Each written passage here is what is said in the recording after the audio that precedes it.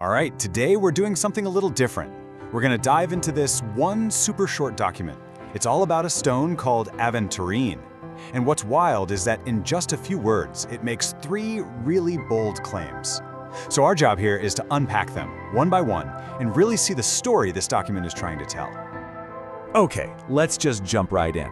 What's amazing about this document is that it doesn't mess around. It opens with its biggest, most powerful statement right up front. It defines Aventurine as simply a stone of luck. Think about that. That's not just, a characteristic. It's its whole identity. And this one powerful claim, it's the foundation for everything else we're about to see. And what's really interesting is how it's structured. This isn't just a random list of benefits, It's like it's building an argument, and it rests on these three distinct pillars. So we're going to go through each one and pay really close attention to the exact words it uses to see how this whole story comes together. All right, let's take a look at that first pillar. This is the idea of Aventurine acting like a magnet for luck. This is where it all starts. The document first defines the stone's connection to fortune, to the world outside of us. So yeah, the whole argument kicks off right here, with fortune. Before it says anything else, this is what the document establishes as the stone's primary identity. This is its core characteristic, the absolute starting point. And here it is, the exact quote. It is stone of luck. Now, think about that phrasing for a second. It doesn't say it might bring you luck or that it's just associated with luck. No, the claim is absolute. It says it is a stone of luck. That's a huge difference. This is the bedrock, the foundation for the entire thing. Okay, on to the second pillar. And this is where things get really interesting. After talking about external fortune, the document just completely pivots.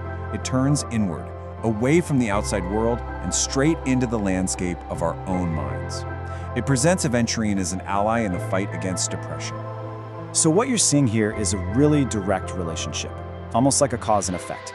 The document sets up a clear challenge, depression, and then bam, it offers up its solution. The quote itself says it is very good against depression. And yep, you're seeing that right, the typo against, that's directly from the original source. But notice the language again. It's so direct, so confident. It's framing the stone as this active force, something that's highly effective for our mental well-being. So we've gone from fortune to the mind. And now the document makes its final turn. It pivots to the physical body. And this brings us to the third and final pillar, the idea that Aventurine is an aid for the heart. It's a fascinating way to round out this trio of benefits. And with this last claim, we're now talking about physical health. So after it's dealt with the external world and our internal thoughts, the document now says, hey, there's a benefit for your body too. So to bring this whole picture together, the final statement is, it is effective for heart health. That word effective is really key, don't you think? It suggests something tangible, something you could maybe even measure. That's a little different from the more abstract ideas of luck or even what's going on in the mind.